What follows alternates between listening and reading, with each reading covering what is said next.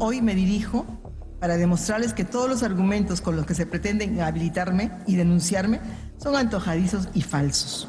Hablamos de inhabilitar a una exfiscal de la Nación que defraudó el cargo de la peor manera posible, atentando contra nuestras leyes para ponerse al servicio de fines ideológicos particulares. La denuncia formulada en mi contra no tiene fundamento constitucional ni jurídico. Se me acusa de no haber realizado mi trabajo y de no haber conducido investigaciones contra el expresidente Castillo, lo que es totalmente falso. El Perú no merece a una fiscal ansiosa de violar la ley que solo desacredita al Ministerio Público. Muy bien, nos acompaña para comentar este y otros temas Elena Tudela, congresista de la bancada de Avanza País. Muchísimas gracias por estar con nosotros. La votación de Avanza País fue a favor, finalmente, de la inhabilitación de la fiscal. ¿Cómo le responden a los críticos de esta decisión y dicen, y sobre todo a la propia fiscal, que incluso ha dicho que hubo asesores de la actual fiscal Patricia Benavides convenciendo congresistas? Ha sido lo que ha declarado en una entrevista con RPP. Ha dicho: asesores de Patricia Benavides estuvieron en el Congreso para hacer campaña, ofrecer a parlamentarios archivar investigaciones para que se vote a favor de su inhabilitación y que ella va a recurrir a instancias internacionales. Sí, bueno, a mí la verdad es que me genera preocupación que se lancen acusaciones de esa envergadura sin presentar, digamos, ningún tipo de indicio ni de medio probatorio para sustentar esas afirmaciones, pero sin perjuicio de lo que la fiscal haya podido utilizar como argumentos de defensa. Efectivamente, mi bancada ha apoyado la decisión de respaldar esta acusación. Creemos que el Congreso ha tomado una decisión correcta. Se ha tomado la decisión de acusar y de inhabilitar a Zoraida Ábalos por omisión de funciones, principalmente por haberse rehusado a investigar al expresidente Pedro Castillo, a pesar de las abrumadoras pruebas, evidencias e indicios razonables que existían en su contra, que lo involucraban directamente a él y a su entorno más cercano en casos de corrupción, evidencia que todo el país pudo conocer día a día, que salía en la prensa, a través de la Fiscalía, a través de las investigaciones que se llevaban en el Congreso.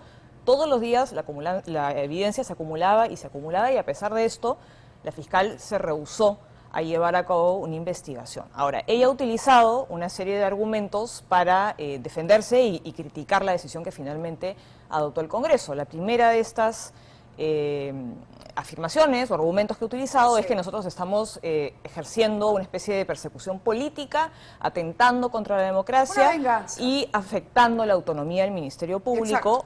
Argumento que yo considero que es absurdo porque, digamos, acusar a los altos mandos, a los altos cargos del Estado es una función que la Constitución le atribuye al Congreso de la República de manera clara e inequívoca. Correcto, pero entonces nosotros, ella señala que nosotros estamos afectando la autonomía del Ministerio Público a través de esta decisión, lo cual también es absurdo, porque en un sistema democrático existen pesos y contrapesos, y así como el Congreso tiene la atribución constitucional de poder acusar a los fiscales supremos, la Fiscalía también tiene la atribución de poder investigar a los congresistas y de acusarlos de ser necesario, y de hecho ha ocurrido durante este periodo y durante periodos anteriores, y nadie en su sano juicio dice que eso implica atentar contra la autonomía del Congreso. Es simplemente el sistema de pesos y contrapesos. Ha blindado congresistas a pesar de las acusaciones constitucionales. Por supuesto, votaciones que nosotros hemos cuestionado, pero una cosa es las votaciones internas del Congreso y otra cosa es lo que la Fiscalía tiene la facultad de hacer respecto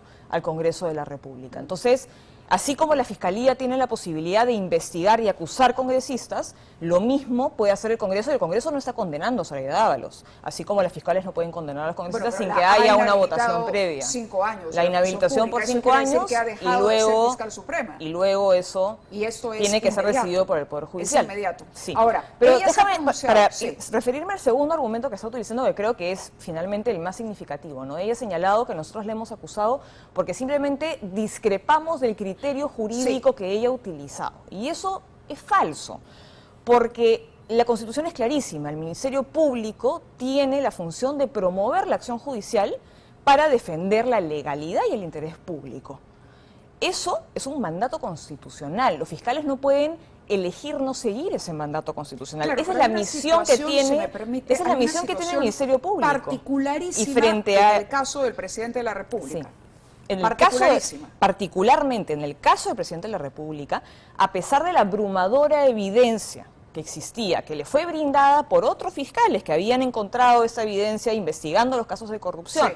A pesar de la evidencia que los medios de comunicación difundían a vista paciencia de todo el país diariamente, ella decidió abrir y luego culminar una investigación cuando suspenderla cuando ella era la única persona que podía llevar a cabo esa investigación. Correcto. Dándole un espacio, sí. Una especie de periodo de gracia al presidente para poder de repente deshacerse de las pruebas o de la evidencia que hubieran sido útiles si es que esa investigación, Adriana, se hubiese llevado a cabo. Entonces, no perseguir el delito cuando había evidencia abrumadora e indicios más que razonables que involucraban al presidente no es un criterio jurídico, es incumplir un mandato constitucional. Y es por eso que yo creo que el Congreso ha tomado la decisión correcta. De acuerdo. Vamos a dar cuenta de lo que ella ha publicado en su red social, en Twitter. Ella dice, hoy el Congreso del Perú ha consumado un nuevo atropello jurídico e institucional jurídico porque, como he demostrado, se me ha destituido sin haber cometido infracción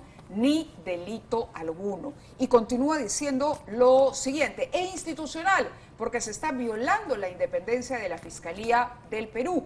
La señal para los fiscales y jueces es clara, o te alineas con mis intereses o te vas. ¿A qué se refiere Zoraida Ábalos? ¿No? A que había un artículo, y hay un artículo en la Constitución, que protege y que parece blindar al presidente, el famoso 117, por el cual todos los fiscales anteriores a Zoraida Ábalos han hecho exactamente lo mismo que ella hizo en el caso de Pedro Castillo. Y no lo dice solamente ella, hay otros juristas como Roberto Pereira, por ejemplo, que dicen que él estaba a favor de que la fiscal continúe las investigaciones, pero su interpretación se correspondía con lo que habían hecho otros fiscales antes, incluyendo la doctora Gladys Echaíz durante el gobierno de Alan García, que hoy ha sido una de las principales impulsoras de esta pero la doctora, digamos, la señora Zoraida Ábalos abrió una investigación, entonces ¿sí? No siguió el criterio que habían seguido los demás fiscales, por eso, y hay que ser precisos, La Constitución señala que el presidente no puede ser acusado, no que no puede ser investigado. Y creo que es importante hacer esa diferenciación y si, digamos, ella creía que no se podía investigar al presidente, entonces que explique por qué es que abrió una investigación y luego la dejó en suspenso. No hay consistencia en ese argumento por parte de Zoraida Ábalos y nuevamente creo que el Congreso ha tomado la decisión correcta y no se está afectando la institucionalidad del Ministerio Público, sino que es el mecanismo de pesos y contrapesos contemplado en la Constitución de manera expresa en acción. Eso es lo que estamos viendo. Y así como el Congreso tiene la facultad de poder acusar constitucionalmente a fiscales supremos, el Ministerio Público tiene la facultad también de poder acusar, investigar a congresistas y eso no implica bajo ningún punto de vista una interferencia con la autonomía de los distintos poderes del Estado. De acuerdo. ¿Ha votado a favor de la ley orgánica que ha presentado el Poder Ejecutivo para que la presidenta pueda viajar? Sí, nosotros hemos respaldado esa propuesta.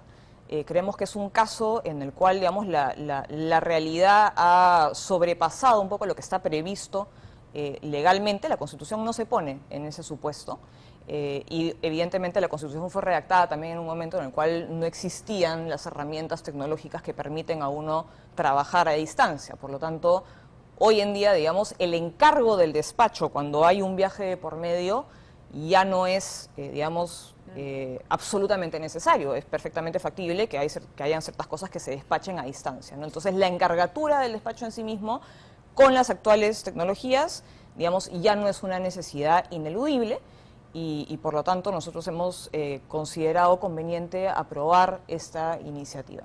Aun cuando la Constitución establece otra representación, digamos, o otra encargatura cuando un presidente se ausenta. ¿En qué sentido, perdón? Es decir, de acuerdo a la Constitución, lo que entendemos es que esta no es una reforma constitucional. No lo es. Es una ley. Por lo tanto, está por debajo de lo que dice la Constitución.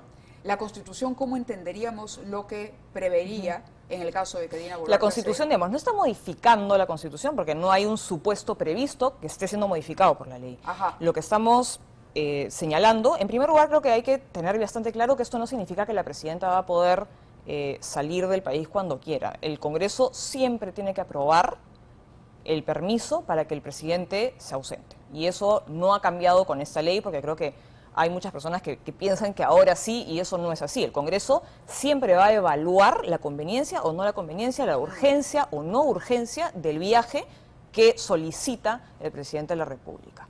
Lo que estamos señalando es que la encargatura en sí misma, con las nuevas tecnologías que existen hoy en día, ya no es una necesidad ineludible, como sí lo era en el momento en que se redacta la Constitución, porque no existía, digamos, la posibilidad de trabajar remotamente. ¿Cómo se interpreta a la par lo que dice la Constitución, que está por encima de esta ley orgánica? Que la Constitución habla de la encargatura. Por eso. Por lo tanto, lo que la ley dice es que no hay encargatura. Sobre la encargatura. Pero la ley no puede contradecir a la Constitución, ¿me explico?